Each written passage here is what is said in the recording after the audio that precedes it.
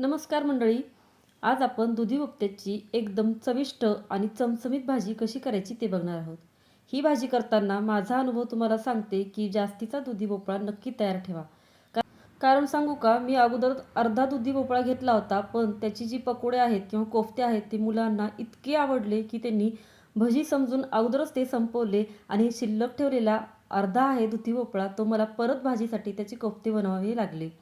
तुम्ही बघू शकता कसले सुंदर इथं कोफ्ते हे दिसतात. जेवढे छान दिसतात त्याच्यापेक्षा दुप्पट चवीने छान लागतात. चला तर मग वेळ न घालवता रेसिपीला सुरुवात करूया.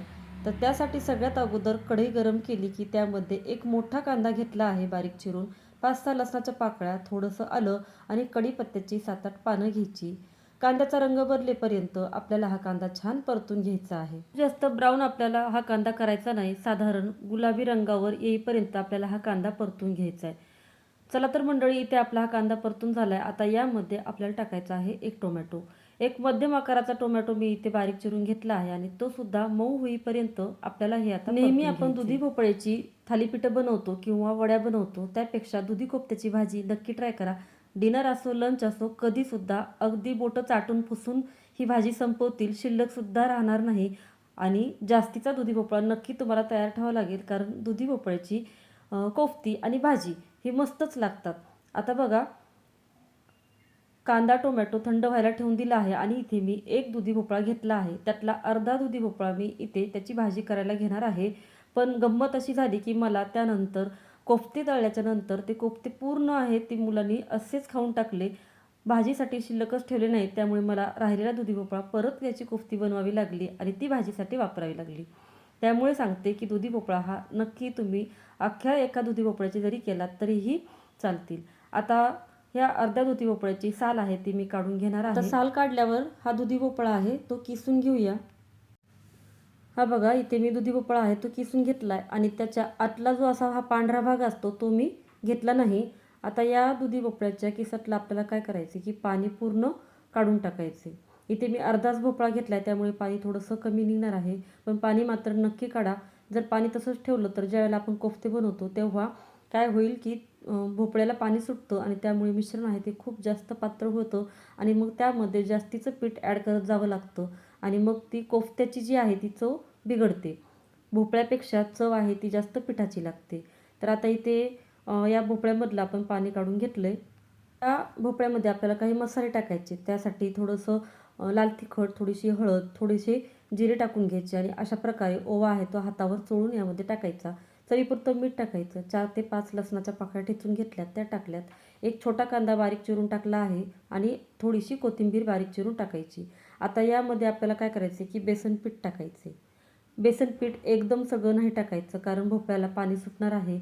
अशा प्रकारे पाण्याचा अजिबात वापर न करता आपल्याला काय करायचे की हे सगळं साहित्य आहे ते मिक्स करून घ्यायचे. पीठ थोडंसं इथं मिश्रण आहे ते पातळ वाटते म्हणून मी छोटे 2 चमचे यामध्ये परत एकदा पीठ घेतलं आहे आणि अशा प्रकारे याचं मिश्रण तयार केलं आहे.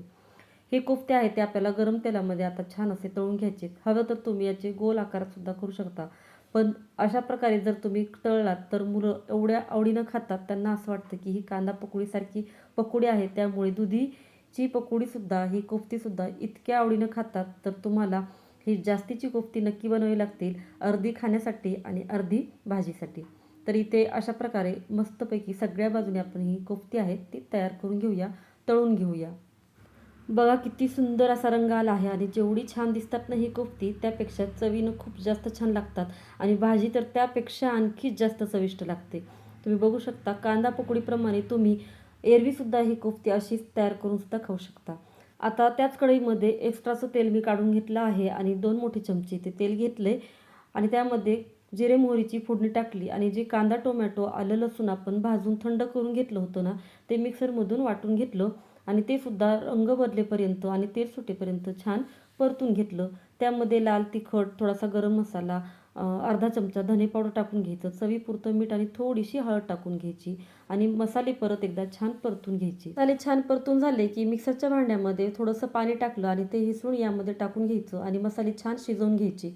मसाले छान शिजले म्हणजे त्यांना रंग मस्त येतो आणि तरी देखील अप्रतिम येते.